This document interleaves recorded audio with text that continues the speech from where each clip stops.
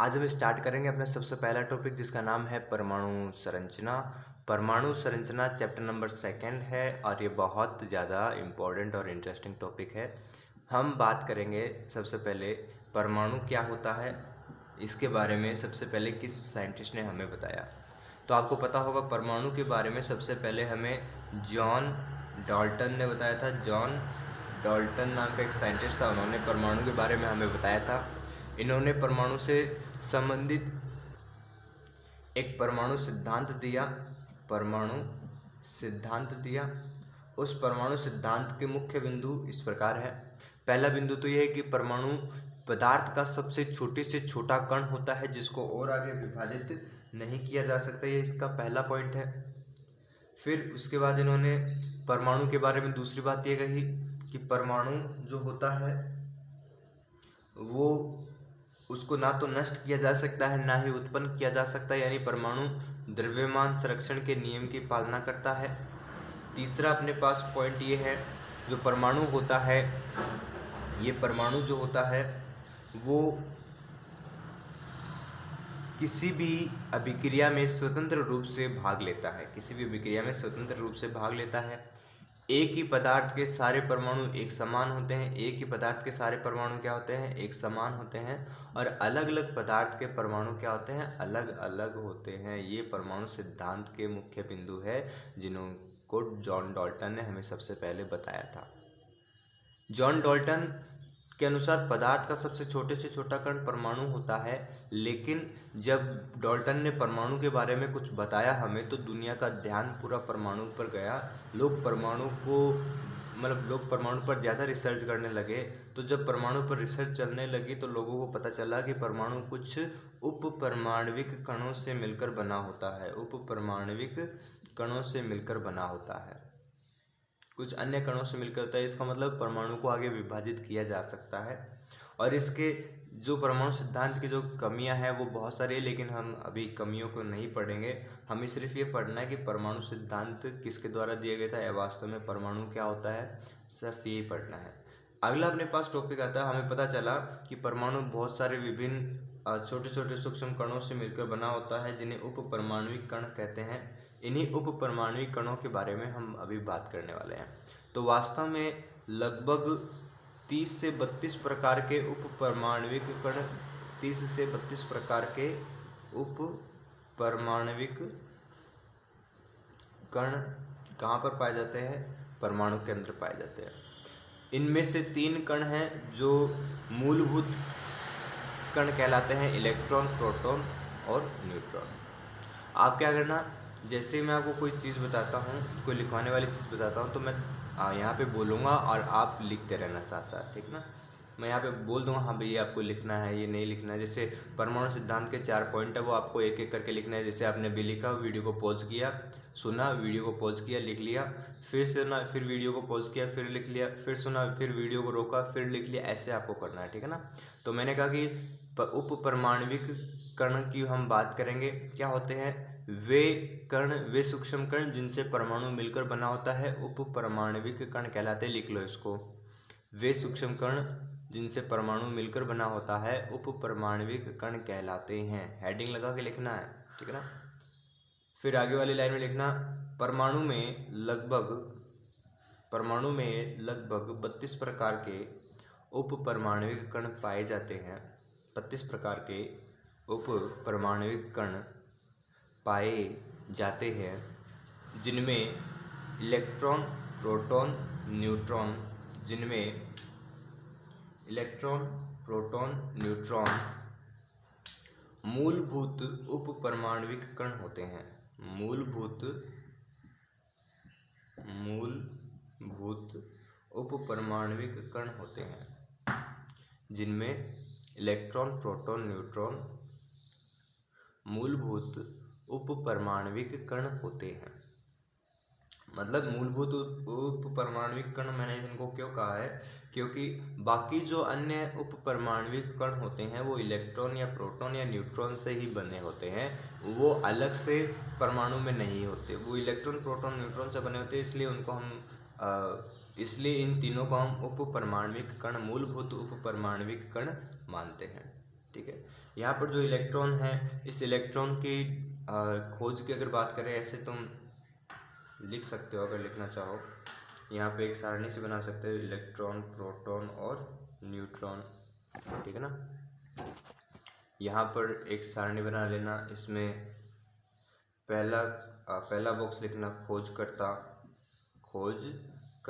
ठीक है ना। दूसरा पॉइंट लिख लेना, दूसरा भी यहाँ पर इसमें लिख लेना आवेश, ठीक है ना। फिर तीसरा लिख लेना, तीसरा बॉक्स भी लिखना है यहाँ पर, ये हो जाएगा अपने पास द्रव्यमान। तो इलेक्ट्रॉन के खोजकर्ता कौन थे? जे थॉमसन है जो इलेक्ट्रॉन की खोज करता है। फिर प्रोटॉन की खोज किसने की थी? देखो, प्रोटॉन की खोज में आज मतलब फिजिक्स और केमिस्ट्री के अकॉर्डिंग अलग अलग साइंटिस्ट के नाम लेते हैं हम। फिजिक्स के अकॉर्डिंग रदरफोर्ड ने प्रोटॉन की खोज की थी, और केमिस्ट्री के अकॉर्डिंग किसने की थी? केमिस्ट्री के अकॉर्डिंग गोल्डस्टीन ने प्रोटॉन की खोज की थी। तो हम केमिस्ट्री पढ़ रहे थे, हम किसका नाम लेंगे? गोल्डस्टीन, ठीक है। गोल्डस्टीन ने प्रोटॉन की खोज की थी। फिर अगर हम बात करें न्यूट्रॉन की, तो न्यूट्रॉन की खोज किसने की थी? जेम्स चैडविक ने न्यूट्रॉन की खोज की थी। इलेक्ट्रॉन पर आवेश कितना होता है? माइनस का 1.6 गुणा 10⁻⁻19 आवेश होता है। प्रोटॉन पर कितना चार्ज होता है? प्लस का 1.6 गुणा 10⁻⁻19 होता है, और न्यूट्रॉन पर चार्ज होता है 0, ठीक है। इलेक्ट्रॉन का आवेश कितना होता है? इलेक्ट्रॉन का द्रव्यमान कितना होता है? इलेक्ट्रॉन का द्रव्यमान होता है, कितना होता है इलेक्ट्रॉन का द्रव्यमान? इलेक्ट्रॉन का द्रव्यमान होता है अपने पास 9.1 गुणा 10⁻⁻31 किलोग्राम। इसको ग्राम में लिखो तो 1000 से मल्टीप्लाई कर देना, बस सॉरी 1000 से डिवाइड कर देना। फिर हमारे पास आता है, इसमें मल्टीप्लाई करना है 1000 से ग्राम में लिखने के लिए। इसका होता है 1.66 गुणा 10⁻27 किलोग्राम। इसको हम 1 AMU के बराबर भी लिखते हैं, और जेम्स इस न्यूट्रॉन का जो अपने पास द्रव्यमान होता है वो भी लगभग इतना होता है 1.672 इंटू 10⁻⁻27। ये भी ऑलमोस्ट 1 AMU से थोड़ा सा ज़्यादा होता है, लगभग 1 AMU के बराबर होता है। तो यहाँ पर परमाणु में हमारे पास जो मूलभूत कण होते हैं, उनमें इनके खोजकर्ता और इनके द्रव्यमान और इनके आवेशों के बारे में हमने पढ़ लिया है। इसको आप लिखना है, वीडियो को पॉज करना है और इसको लिखना है। मैं मिटाऊंगा अभी, ठीक है ना। तो वीडियो को पॉज करके आप इसको लिखना, ठीक है। पॉज का मतलब समझ गए ना, वीडियो को रोकना है फिर आपको इसको लिखना है। चलो, परमाणु के बाद मतलब इनकी खोजकर्ता के बारे में लिख लिया, इनके इलेक्ट्रॉन प्रोटॉन के सब के बारे में लिख लिया। अब इसके बाद अपने पास आता है इनकी खोज हुई कैसे। तो इलेक्ट्रॉन, अगली हेडिंग तुम लगाओगे इलेक्ट्रॉन, प्रोटॉन, न्यूट्रॉन की खोज। इलेक्ट्रॉन, प्रोटॉन, न्यूट्रॉन की खोज। हमें इलेक्ट्रॉन, प्रोटॉन और न्यूट्रॉन की खोज के बारे में हमें पढ़ना है। सबसे पहले हम बात करेंगे इलेक्ट्रॉन की खोज के बारे में। 1 नंबर पे लिखना, वापस 1 नंबर पे लिखना, इलेक्ट्रॉन की खोज।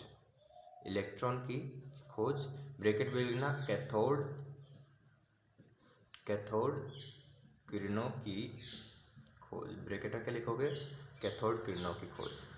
शायद कल मैंने आपको ये बता दिया था, लेकिन फिर भी हम बिल्कुल वापस से स्टार्ट करने जा रहे हैं इस टॉपिक को, ठीक है ना।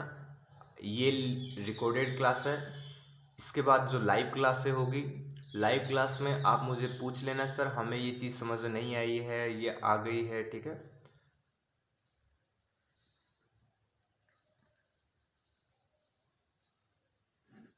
मेरे हिसाब से रिकॉर्डेड क्लासेस ज़्यादा बेटर होती है लाइव क्लास से, क्योंकि लाइव क्लास भी तो हम ले रहे हैं, तो है नहीं लाइव क्लास बिल्कुल छोड़ रहा है।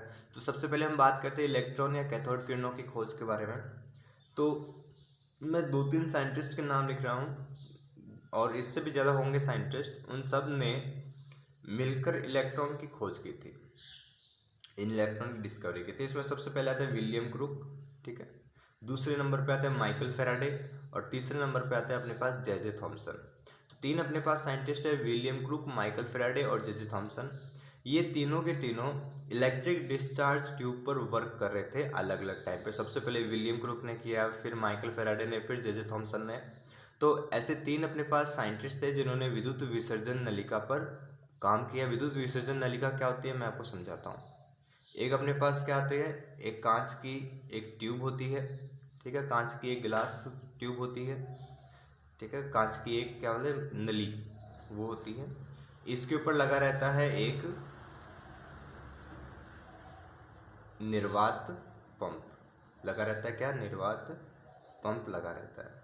ये निर्वात पंप अंदर की जो वायु है उस वायु को बाहर निकालने का काम करता है। अंदर की जितनी भी जो वायु होती है इसको बाहर निकालने का काम करता है निर्वात पंप। मतलब अंदर के ये जो वायु के कण होते हैं उनको बाहर निकालता है, तो अंदर का वायुदाब क्या होगा, कम होगा, लगभग बहुत कम वायुदाब, जैसे 10⁻⁶ ATM जो वायुदाब होता है, उस वायुदाब पर जब अंदर बहुत कम कण बचते हैं उस वायुदाब पर यहाँ पर 2 इलेक्ट्रोड लगाते हैं, ठीक है। इनमें से इन इलेक्ट्रोडों को एक हाई वोल्टेज बैटरी के साथ जोड़ते हैं, तो लगभग 10,000 वोल्टेज वाली बैटरी के साथ इनको जोड़ते हैं। ये प्लस हो गया, माइनस हो गया, तो 10,000 वोल्टेज की बैटरी के साथ इनको, सॉरी ये माइनस हो गया, ये प्लस हो गया, 10,000 वोल्टेज की बैटरी के साथ इनको जोड़ते हैं, ऐड करते हैं। जिसको नेगेटिव टर्मिनल के साथ जोड़ा जाता है वो अपने पास कैथोड होता है, और वो इलेक्ट्रोड जिसको पॉजिटिव टर्मिनल के साथ जोड़ा जाता है वो अपने पास एनोड होता है, ठीक है। तो एनोड और कैथोड को 10,000 वोल्टेज की बैटरी के साथ हमें जोड़ना है। यहाँ पे क्या है, एक निर्वात पंप। अब जैसे ही इसमें हमारे पास जो एनोड होता है, इस एनोड की ओर बात कर लेते हैं। एनोड अपने पास छिद्रित एनोड होता है। कैसा एनोड होता है, छिद्रित एनोड होता है। इस छिद्रित एनोड के पीछे हमने लगा दिया एक जिंक सल्फाइड का पर्दा। छिद्रित एनोड के पीछे क्या लगा दिया हमने, जिंक सल्फाइड का एक पर्दा लगा दिया।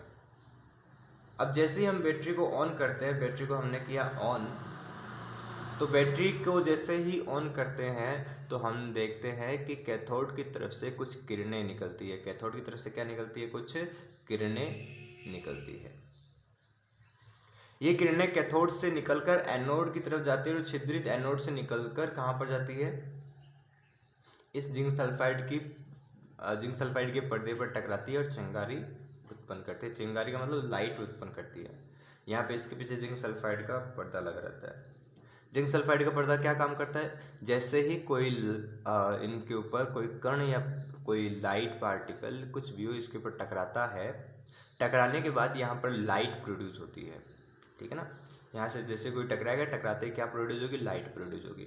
तो हम देखते हैं इन छिद्रित एनोड, जब जैसे इस बैटरी को ऑन करते हैं तो बैटरी को ऑन करने पर यहाँ पे बहुत सारी लाइटें प्रोड्यूस होती है। हर जहाँ पे छिद्रित है ये भाग, एनोड छिद्रित है, उसके जस्ट सामने से लाइटें प्रोड्यूस होती है। तो हम बोलते हैं कि यहाँ पे लाइटें प्रोड्यूस हो रही है। क्यों हो रही है, क्योंकि यहाँ पर कैथोड की तरफ से कुछ किरणें आ रही है। वो किरणें इस जिंक सल्फाइड के पर्दे पर टकराती है, और टकराने के बाद क्या होता है, यहाँ पर लाइटें प्रोड्यूस होती है। ये बात बिल्कुल समझ लेना भाई।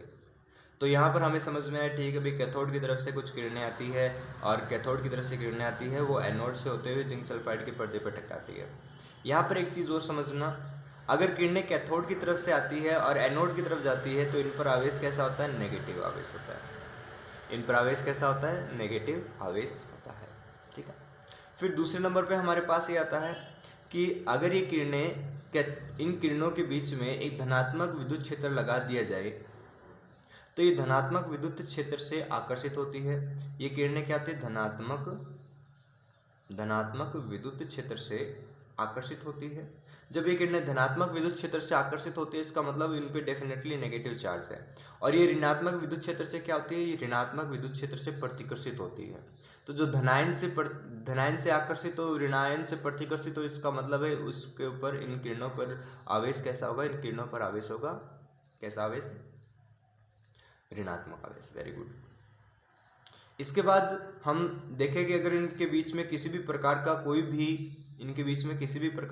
भी विद्युत क्षेत्र या चुंबकीय क्षेत्र नहीं लगाया जाए तो ये जो कण होते हैं वो बिल्कुल एक सीधी रेखा में गमन करते हैं। मतलब ये जो कैथोड किरणें होती है वो सीधी रेखा में गमन करती है, ठीक है, बिल्कुल सीधी रेखा में गमन करती है।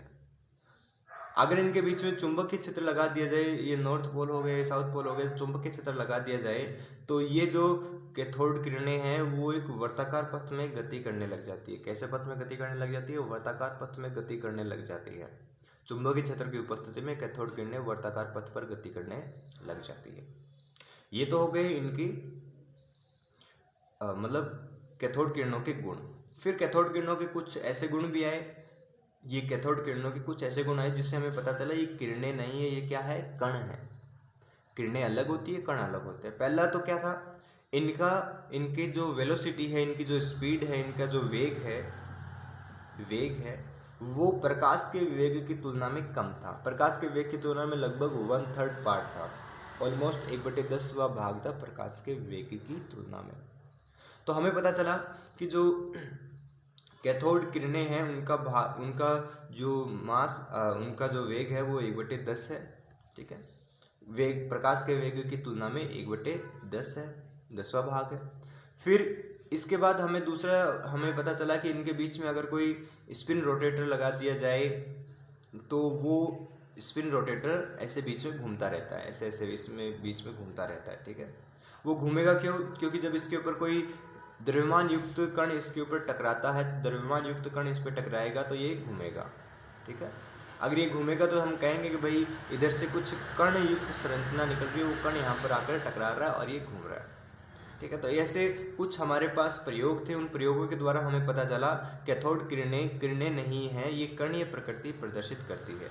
इसके अलावा अगर हम बात करें, अगर कोई प्रकाश हो, मतलब प्रकाश की अगर बात करें तो प्रकाश का जो गतिशील अवस्था में द्रव्यमान होता है वो 0 होता है। गतिशील अवस्था में प्रकाश का द्रव्यमान कितना होता है? 0 होता है। लेकिन अगर किसी कण की बात करें तो कण का गतिशील अवस्था में कुछ ना कुछ द्रव्यमान होता है।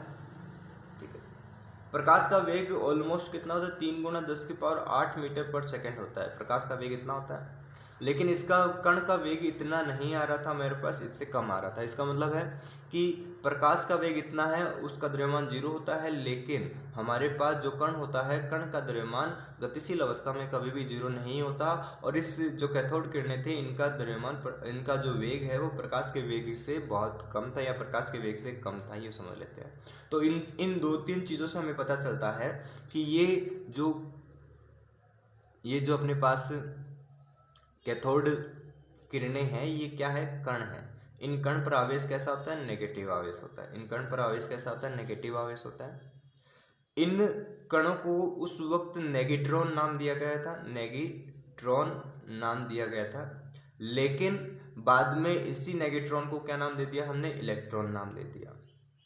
और इलेक्ट्रॉन जैसे हमने नाम दिया, उस वक्त तक जे थॉम्सन ने इस पर बहुत ज़्यादा वर्क किया, तो हम कहते हैं कि जे थॉम्सन ने इसकी खोज की, इलेक्ट्रॉन की खोज की। इसके अलावा अगर हम बात करें इन इलेक्ट्रॉनों की या इन कैथोड किरणों की उत्पत्ति कैसे होती है, मोस्ट इंपॉर्टेंट चीज़ है कैथोड किरणों की उत्पत्ति कैसे होती है। तो कैथोड किरणों की उत्पत्ति का मुख्य कारण क्या है? कैथोड किरणें कैसे उत्पन्न होती है मैं आपको बताता हूँ। ये अपने पास 10,000 वोल्टेज की बैटरी है। जैसे ही इसको हम ऑन करेंगे तो जो नेगेटिव सिरा होता है यहाँ से क्या निकलते हैं? इलेक्ट्रॉन निकलते हैं। ये इलेक्ट्रॉन इस तार से होते हुए कहाँ पे जाएंगे? इस तार से होते हुए जाएंगे इस कैथोड में।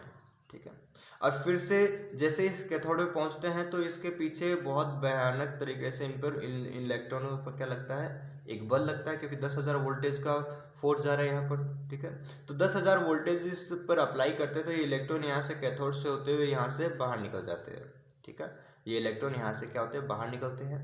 और हाई वोल्टेज की वजह से इनकी एनर्जी भी बहुत ज़्यादा होती है, और उसके बाद इन पर जो एनोड होता है उनका आकर्षण बल भी बहुत ज़्यादा होता है, क्योंकि एनोड पर क्या होता है? अपने पास पॉजिटिव चार्ज होता है। पॉजिटिव चार्ज होने की वजह से ये उच्च ऊर्जा वाले इलेक्ट्रॉन इसकी तरफ क्या होने लग जाते हैं? आकर्षित होने लग जाते हैं। वे इलेक्ट्रॉन जो छिद्रों के मध्य पहुंचते हैं वो पीछे जिंक सल्फाइड के पर्दे पर टकराएंगे और लाइट प्रोड्यूस करेंगे। इसे प्रतिदीप्ति कहते हैं।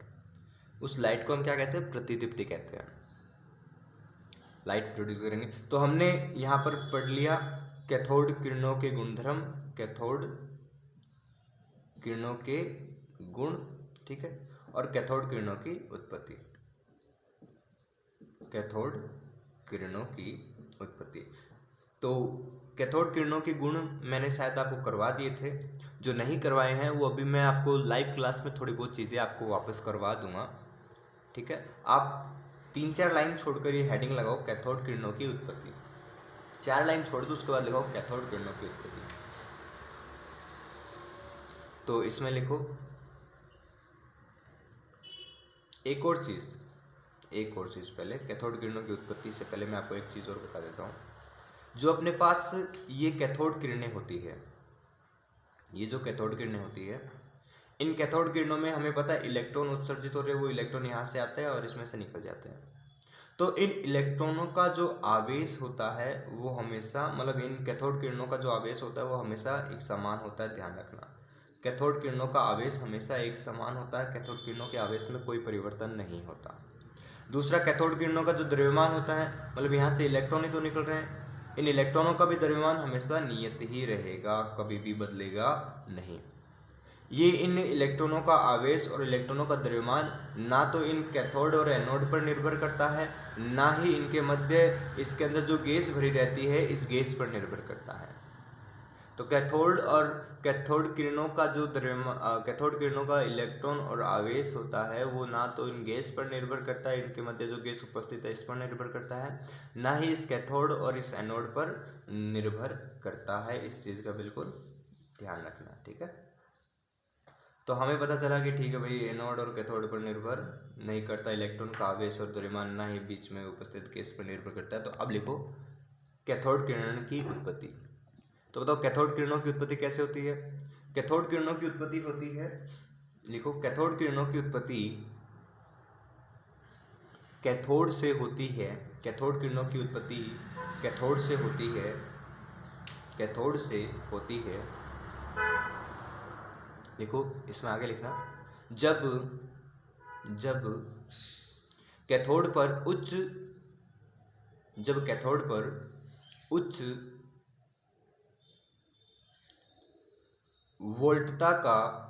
उच्च वोल्टता को आरोपित किया जाता है, जब कैथोड पर उच्च वोल्टता को आरोपित किया जाता है तो यहाँ से इलेक्ट्रॉन निकलकर, तो यहाँ से कैथोड किरणें या इलेक्ट्रॉन निकलकर एनोड की तरफ गमन करते हैं, जो जिंक सल्फाइड के पर्दे पर प्रतिदीप्ति उत्पन्न करते हैं,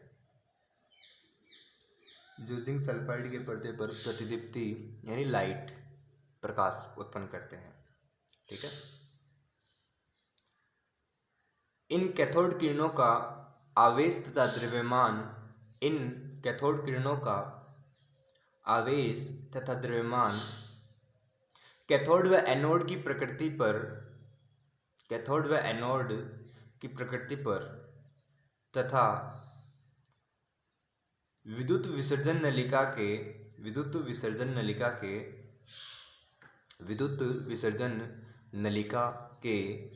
अंदर भरी गैस की प्रकृति पर, विद्युत विसर्जन नलिका के अंदर भरी गैस की प्रकृति पर निर्भर नहीं करता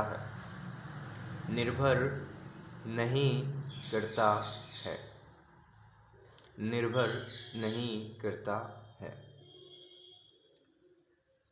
ये लिख लिया, ठीक है। इस डायग्राम को पहले ही बना लिया होगा आपने।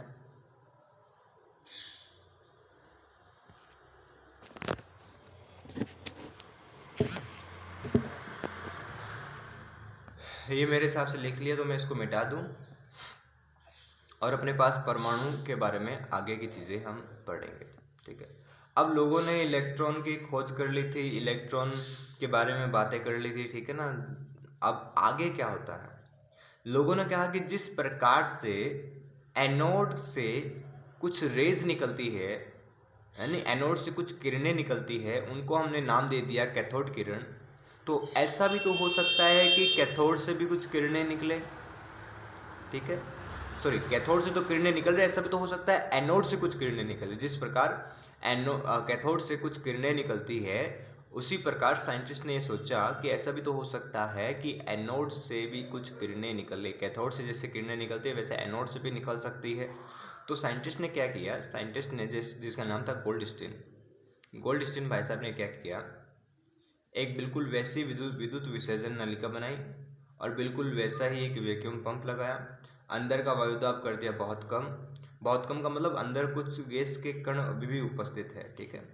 अंदर का वायुदाब कर दिया बहुत कम और इनके बीच में लगा दिया 2 इलेक्ट्रोड। वही एक इलेक्ट्रोड अपना कैथोड हो जाएगा, एक इलेक्ट्रोड अपना एनोड हो जाएगा। तो इन्होंने विलियम क्रूक माइकल फेराडे के प्रयोग को वापस दोहराया। जब इन्होंने विलियम क्रूक और माइकल फेराडे के प्रयोग को दोहराया तो इन्होंने क्या देखा, देखो इन्होंने कैथोड को छिद्रित लिया। इस बार इन्होंने कैथोड को छिद्रित लिया, ठीक है, और हाई वोल्टता को आरोपित किया। जैसे इन्होंने कैथोड को छिद्रित किया और हाई वोल्टता को आरोपित किया तो इनको लगा कि एनोड की तरफ से कुछ किरणें आती है। मैंने क्या कहा, इनको लगा कि एनोड की तरफ से कुछ किरणें आती है। ये किरणें कैथोड की तरफ आती है और जिंक सल्फाइड के पर्दे पर, मतलब इनके पीछे भी अगर हम जिंक सल्फाइड का एक पर्दा लगा दें तो जिंक सल्फाइड के पर्दे पर टकराकर क्या उत्पन्न करती है, प्रतिदीप्ति उत्पन्न करती है, फ्लोरोसेंस उत्पन्न करती है।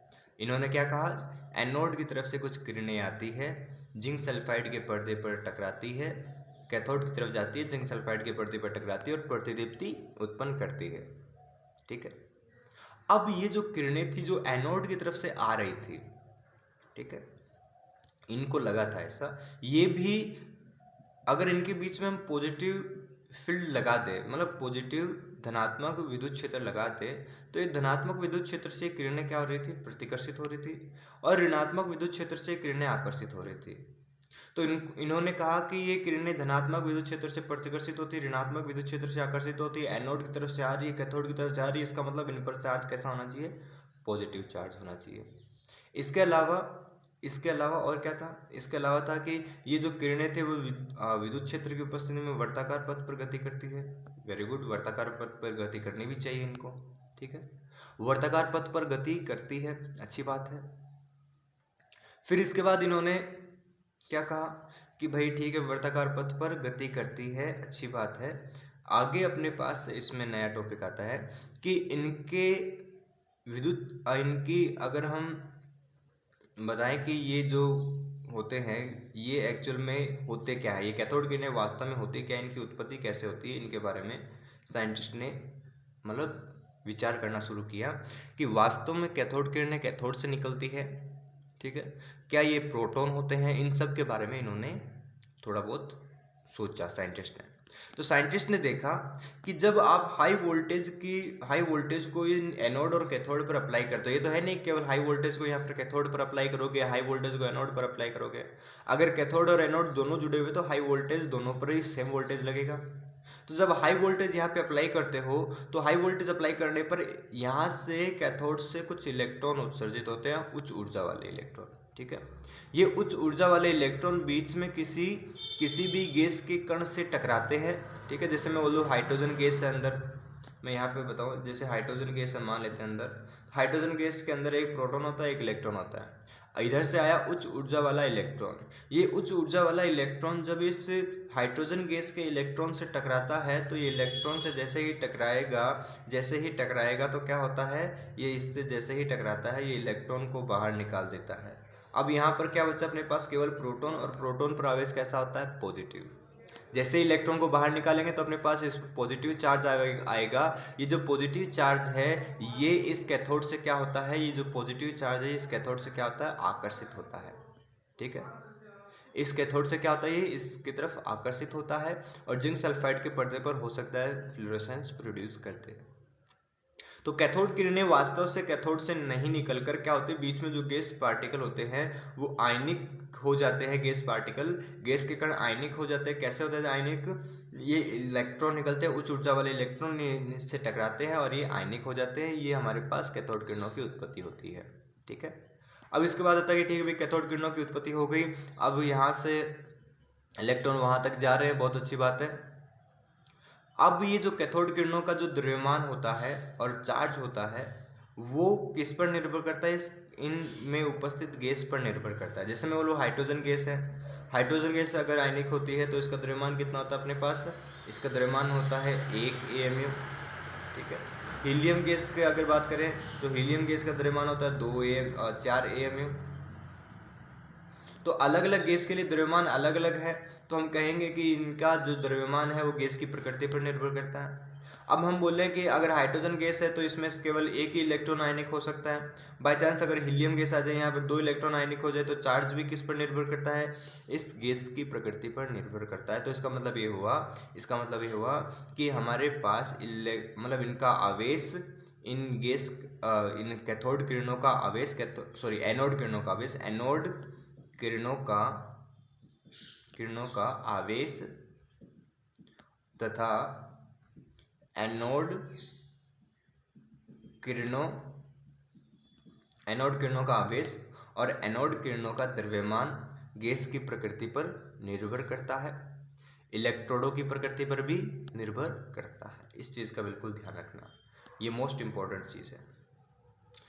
ये एनोड किरणों की उत्पत्ति कैसे हुई? बीच में जो गैसें थी वो आयनिक हो जाती है, किससे? इलेक्ट्रॉनों से, जिसकी वजह से इनकी उत्पत्ति होती है। बाकी चीज़ें हम कल पढ़ेंगे। अभी जैसे ही आपकी क्लास पूरी होती है आप मुझे व्हाट्सएप पे मैसेज करना, हम जूम ऐप पे क्लास लेंगे, हम देखेंगे हमारा किस प्रकार का यहाँ पे रिस्पॉन्स रहता है। ठीक है, अभी के लिए जय हिंद, जय भारत।